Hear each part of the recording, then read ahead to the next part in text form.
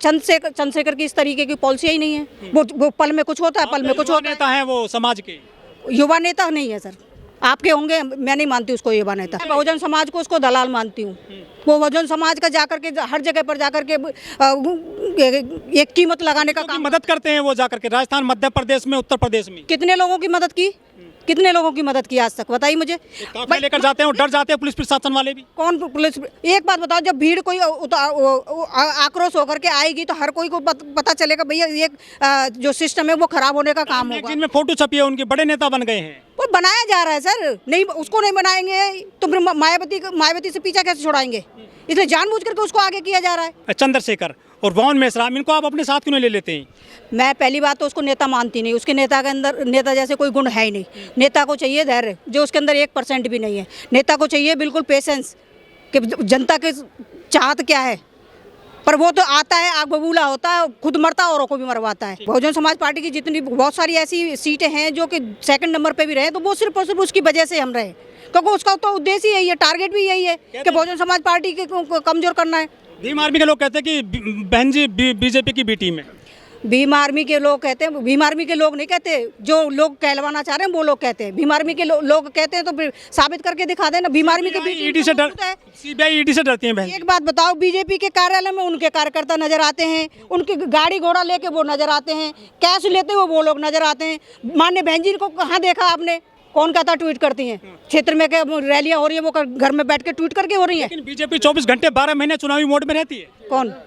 तो बहुजन समाज पार्टी का हर एक कार्यकर्ता क्षेत्र में रह रहा है। क्या राष्ट्रीय पार्टी का दर्जा रहेगा आपके पास? बिल्कुल रहेगा, क्यों नहीं रहेगा? वोट बैंक तो घट रहा है। नहीं, वोट बैंक कहाँ घट रहा है?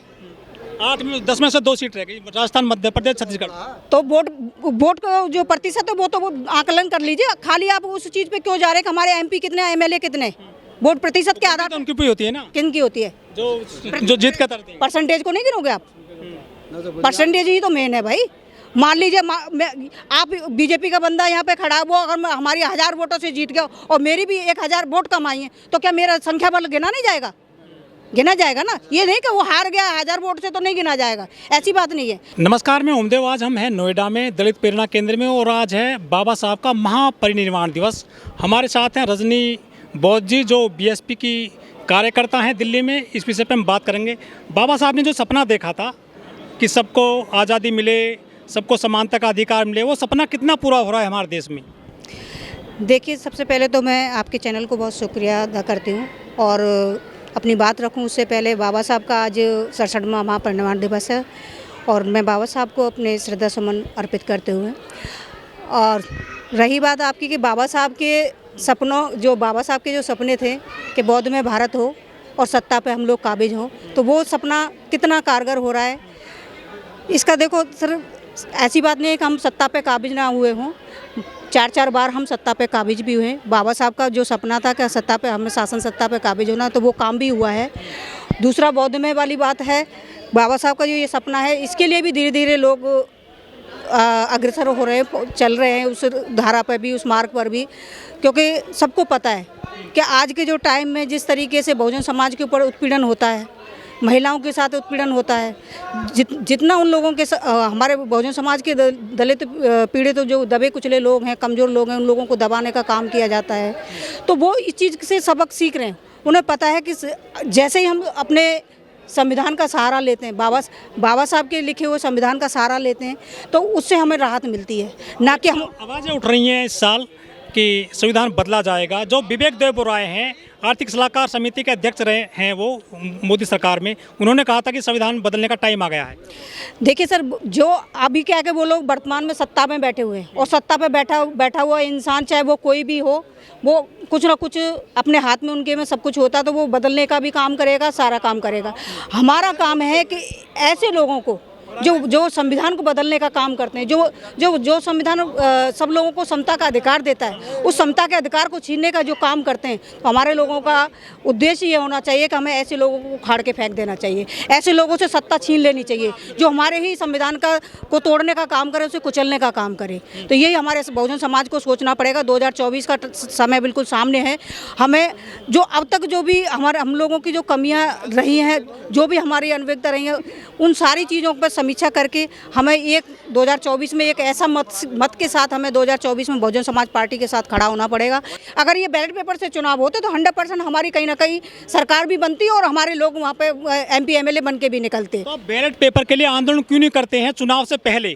जब हार जाते हैं फिर आप उसमें EVM पर आरोप लगाते हैं। आप विरोध करिए, उसमें दायर करिए याचिका सुप्रीम कोर्ट में, चुनाव आयोग में शिकायत करिए आप। सर एक बात बताइए, EVM का अगर आप लोग बर्खास्त करने की बात कर रहे हैं, उसके विरोध में अगर जाने की बात करें तो केवल एक दल से नहीं होगा ना। चुनाव आयोग का एक सिस्टम है, प्रोसीडिंग है कि उसमें कम से कम 10 से 11 दल एक साथ जुड़ करके आकर के इस चीज़ के लिए एप्लीकेशन लगाएं या जो भी उनका प्रोसीडिंग है उसके खिलाफ लेकर के आएंगे, तब जा करके कहीं उस सिस्टम को चेंज करेंगे। मध्य प्रदेश पर ना तो कांग्रेस जा रही, क्योंकि कांग्रेस ने खुद ने शुरू किया। कांग्रेस खुद इस चीज़ से खुश है कि चलो ठीक है, BJP वाले ने ये सिस्टम चला दिया, हमारी भी सरकारें बनती रहेंगी। आज यही तो हो रहा है कि आधा स्टेट वो कांग्रेस को दे देते हैं, आधा 2-1 स्टेट वो खुद बना लेते हैं, क्योंकि वो चाहते हैं कि रंगा बिल्ला दोनों वही चलते रहे। माननीय बहन जी के शासन से परेशान है ना। अगर गलती से भी अगर मायावती आ गई तो हमारी धज्जियां उड़ा देगी, तो इसलिए वो आना नहीं देना चाहते। BJP के पास करीब 3 दर्जन पार्टियां हैं जो चुनाव के साथ लड़ते हैं, वो सबको साथ ले लेते हैं। बहन जी कहते हैं कि अकेले चुनाव लड़ेंगे। ऐसी कौन सी ताकत है आपके पास जो अकेले जीत जाओगे भारत में आप? बहुजन समाज पार्टी के पास कार्यकर्ताओं की ताकत है। पूरे देश के अंदर बहुजन समाज पूरा हार नहीं, लगातार 11 साल हो गए। तो हराने के लिए तो आपको पता है कि किस लेवल से लोग काम कर रहे होंगे। कि ये बात बताइए, काम करने बहुजन समाज पार्टी के कार्यकर्ता क्या क्षेत्र में काम नहीं करते? क्या वोटरों के पास वो लोग जाते नहीं है? बिल्कुल जाते हैं। पूरे देश के अंदर बहुजन समाज पार्टी एक ऐसी पार्टी है जो कि संविधान के प्रति काम कर रही है, संविधान को लेकर के काम कर रही है। वो चाहती है कि संविधान पूर्ण रूप से लागू हो, क्योंकि जिस प्रकार से संविधान को कुचलने का काम कर रहे हैं वो कहीं ना कहीं हम लोगों को कमज़ोर करने का काम कर रहे हैं। और बहन कुमारी मायावती जी के शासन सत्ता से सब लोग वाकिफ़ हैं कि जिस दिन बहन कुमारी मायावती जी आ गई तो जो संविधान के साथ इन लोगों ने छेड़छाड़ की है ना, यथावत माननीय बहन जी उसको वहीं पर ला के खड़ा कर दी, जैसा बाबा साहब छोड़ के गए थे। 5 राज्यों में चुनाव हुए हैं अभी, लेकिन 5 में से 4 राज्यों में BSP की जो गति हो गई है, डाउन हुआ है वोट बैंक, सीटें कम हो गई हैं। 12-11 साल से लगातार आप हारते जा रहे हैं। कैसे आप सत्ता में आएंगे? ये दिन में सपने देखते हैं आप? नहीं, ऐसा नहीं है कि सपने देखते हैं। हमने अगर जो देखो कोई भी हम काम करते हैं, अगर सपना देखा में 10 में से 2 सीट रह गई हैं आपकी, राजस्थान, मध्य प्रदेश, छत्तीसगढ़ में। सर उसके पीछे प्रपंच है ना, जो आप देख ही रहे होंगे कि मध्य प्रदेश में किस तरीके से मेहनत की है कार्यकर्ताओं ने। वहाँ के जितने जिम्मेदार साथी माननीय बहन जी ने लगा रखे हैं, उन लोगों ने बहुत मेहनत की है। और वहाँ के जो जितने प्रत्याशी थे उन सब ने दमखम। कहाँ रह गई फिर? खामी ये है कि जो हमारी जो EVM पे आरोप लगाएंगे आप? नहीं, देखो EVM का मसला तो 100% आएगा ही आएगा।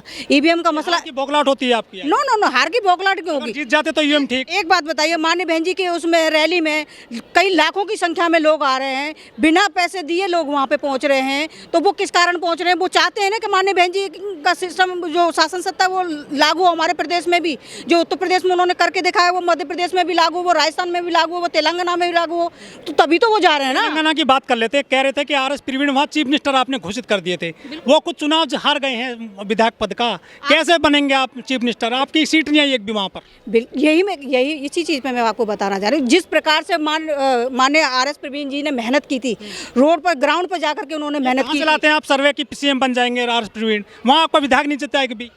तो विधायक जीतने नहीं दिया। इस तरीके के उन्होंने सिस्टम को वहाँ पे फॉलोअप करवाया कि हमारा एक भी विधायक वहाँ पे निकलने नहीं दिया। और उससे कहाँ गड़बड़ी दिखती है आपको? वो कहीं ना कहीं गड़बड़ी हमारे, या तो ये जो EVM का तो 100% है ही है कि उसमें कुछ न कुछ मसला तो है, क्योंकि ये लोग चाहते हैं कि माननीय बहन गड़बड़ है, मतलब मानती हैं? बिल्कुल मानते हैं सर। चुनाव आयोग तो नहीं मानता? माननीय बहन जी 2017 से ही जब योगी की सरकार UP में बनी थी, उस टाइम से माननीय बहन जी सबसे पहले माननीय बहन जी ने इस चीज़ का मुद्दा उठाया।